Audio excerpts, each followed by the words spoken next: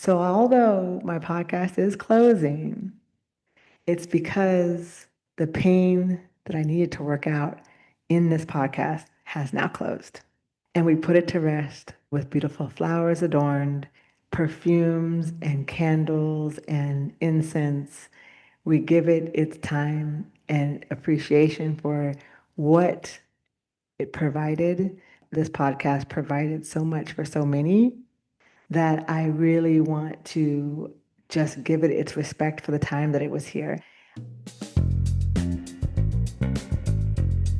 Welcome to Black Girl from Eugene. I'm your host, Aisha Elliott, where each week I give personal advice to help navigate thoughtful vulnerability, prompts for necessary introspection that surely will help align your intention to your impact. Welcome.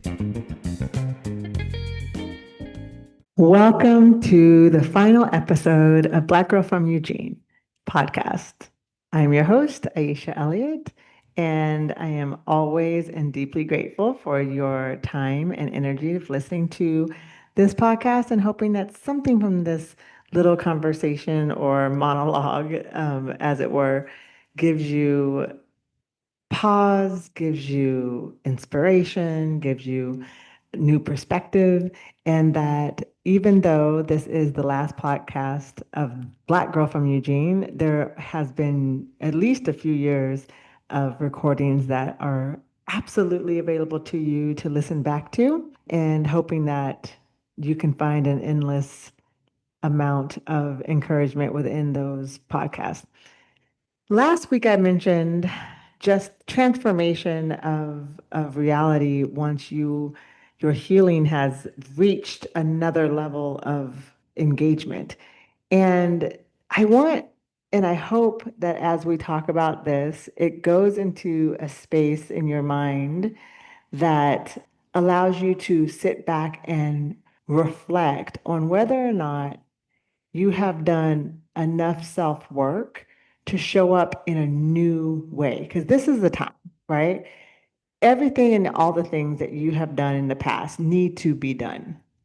The self doubt, the self criticism, the alternative narratives that are not your own, something, expectations you may be living up to that have been planted into your head rather than the most authentic version of who you are now. And even if that authentic version of who you are is not the grand, romantic fantasy hero, the idea that you can recognize that your ability to be yourself and it isn't those things is that you have actually grounded yourself in a more tangible reality. Not that there's a failure, not that there's a lack thereof, but that you realize fantasy and Disney World princesses are not actually real.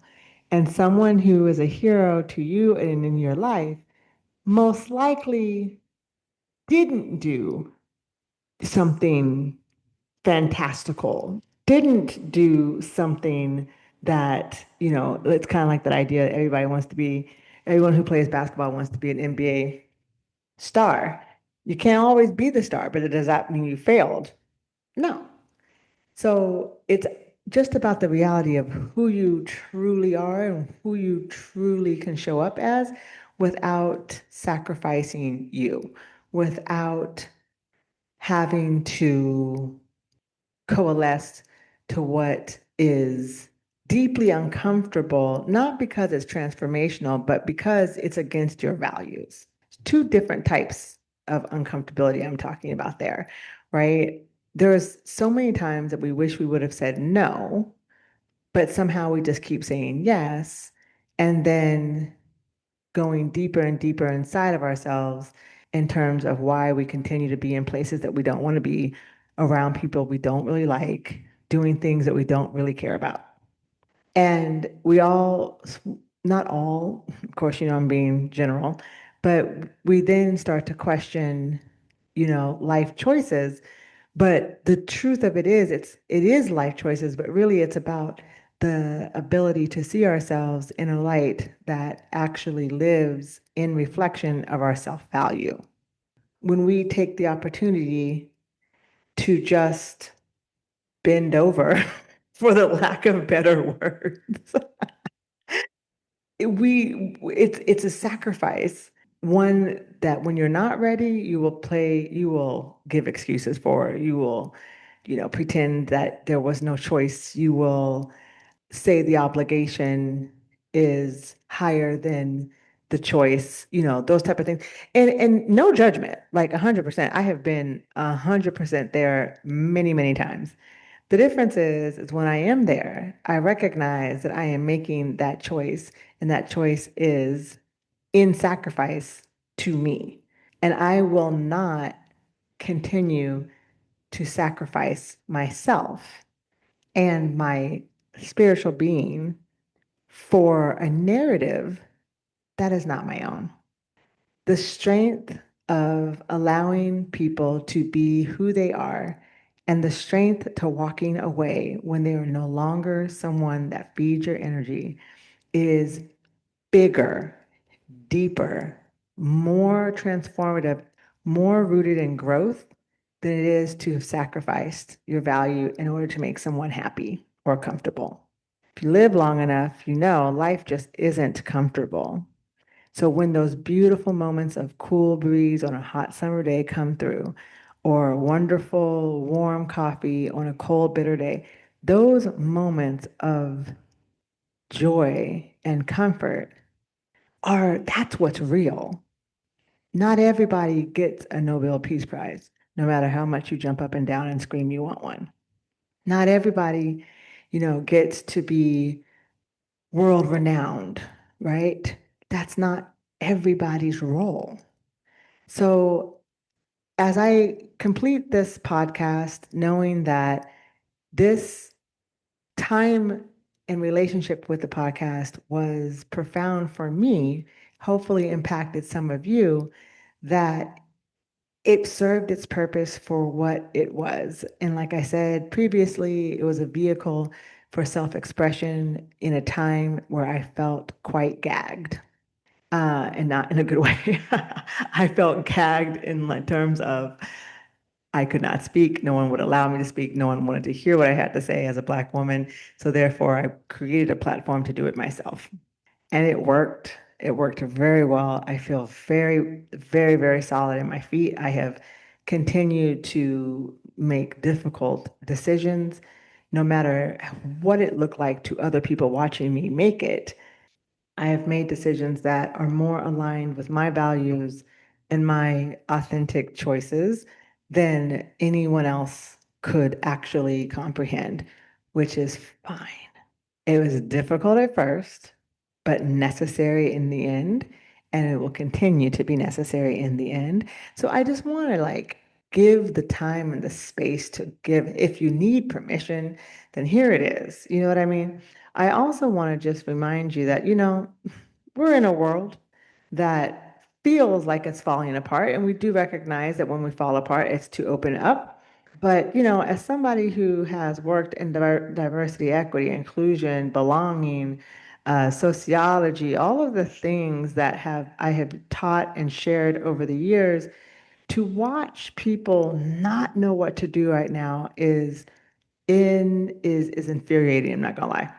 But it's also recognizing just how many people really didn't understand or refused to capitulate their own desire for individualism to the very necessary reality of collectivism, that everything is eventually going to hit all of us. And people being so privileged and so out of touch with that reality, thinking that the decisions of the collective would not affect them one way or the other, that, fixed ignorance is now coming back to us. And those of us who are really wanting to move in a collective manner, but don't understand that, how I'm getting in the way. I'm not supposed to do this. I'm not supposed to do that. You're still in your head and your individualism. And I'm thinking about this simply because, the world that as we know it is changing so rapidly that if you don't have a clear decision of how you will show up when, the bad guys are on your doorstep, then you are actively in the way, and it have been for a long time. It, when this is all over, what you do now cannot be explained away in terms of I didn't know what to do, because we as a society have been talking about this fallout of white supremacy and this fallout of white identity and this fallout of Christian nationalism for decades. So there is no reason to not be ready. But I want to remind everyone of an Angela Davis quote. You have to act as if it were possible to radically transform the world, and you have to do it all the time. And that does not mean radical acts that transform the world. It means it's a consistent, constant, every day, always in actions and impact that you are making active decisions to bring the collective forward in equity and in belonging. That means if you are white bodied, you are not first. And by now you should know that. There is wisdom in lived experience. There is pain to be reconciled through all of the experiences of the privileged and the oppressed. All of it is on the table now, and this is the time to not be asking questions, but to live in your moral standard. And if you are questioning what that is, then you have your answer. And please go rectify that somewhere else, while the rest of us all over the world are trying to bring the reality of humanness to the forefront. As I close Black Girl from Eugene, my endeavors include writing. I will continue as a relational coach to organizations. I will continue as a mentor in hourly mentorships for everyone, for people who are raising Black and Brown children who are not also Black and Brown. I will continue my work as I recognize the impact of my services. That's my hero journey. That's what I do best. That's how I add. But it can't, at this moment, come through talking to the airways, because now it's time for us to do what we have learned. Get in there. And although I have been in it the entire time, never fret. The intellectualism of the process will be shared through my writing. The pause in the podcast is simply to allow time to reorganize what I want to put into the world that has growth rather than the healing transformative process. I'm on the other side, and authentically so, the things I want to talk about and share are about that perspective. There's a lot in a life of an oppressed person that has had to be untrue for the sake of survival and safety.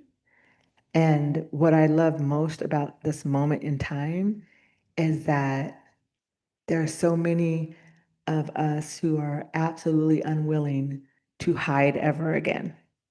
And that cannot be anything but celebrated.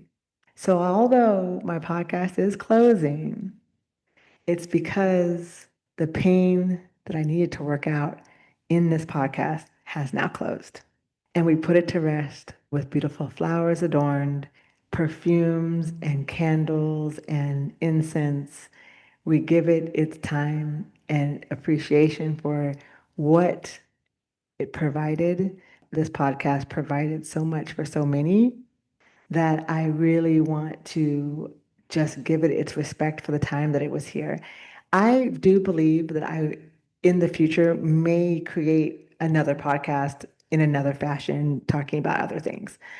And hopefully we'll have the opportunity to share it with all of you then as well. But I definitely want to just give the respect of closing out that pain and moving forward. 10 years solid, 10 years solid. And none of us can be mad about that. None of that. None of us can be mad about that, right? So we definitely want to stay as steady and as solid as you can in your truth. And when that truth transforms, let it go so that you can pick up a bigger truth and move on. We are headed into the last parts of 2025 and guaranteed into some bullshit into 2026. But we have to stay fast and steady with the truth that we know is what we know to be true. And that is that society can heal. We can close out this reign of terror. Please understand, it didn't start in January. This is the climax of the terror. 2020, people started to look and we knew it was going to be coming to a climax to this terror, right? So what we want to recognize is that this big fat pimple is popping, and what we can do after is not allow it to come back up, which means we have to dig our toes, our heels deep down in to the soil of justice and into the soil of truths and into the soil of healing.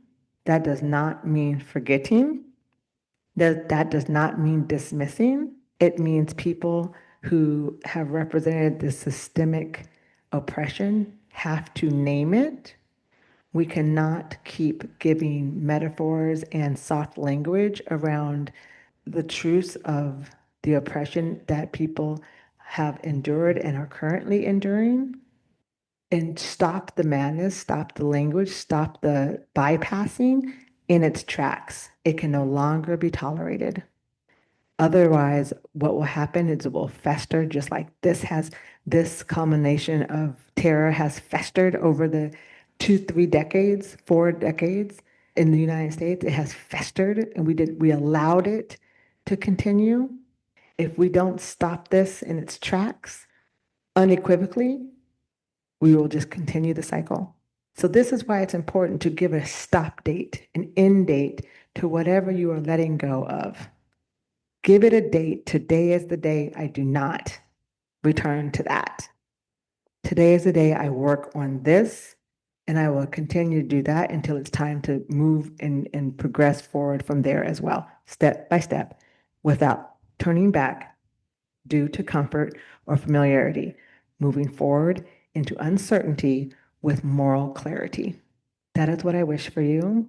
That is what I wish for me. And that is what I wish for all of humanity. So at the end of this podcast, I'd like to tell you that I have loved being here. I will always be Black girl from Eugene. I carry Eugene wherever I go. You can always take the girl off the butte, but you can't take the butte out the girl, right? Eugene is my home. I was born, raised. It means everything to me. It's health, it's growth, it's transformation. It's even deniability of those things. It has deep impact for me. And it's why I continue to do my work, whether I'm in Eugene, out of Eugene, in the States, out the States. I am dedicated to the moral growth and moral steadfastness of the Pacific Northwest, because it can be better. And it has grown, right? It has grown, and we can do better. We can keep going. We can keep transforming. We can keep it weird and still keep it real, right? We can do this. Okay, so this is Black Girl from Eugene. Like I always say in all of my podcasts, you know I love you. And please leave a message or any kind of thoughts that you may have. I'd be happy to respond.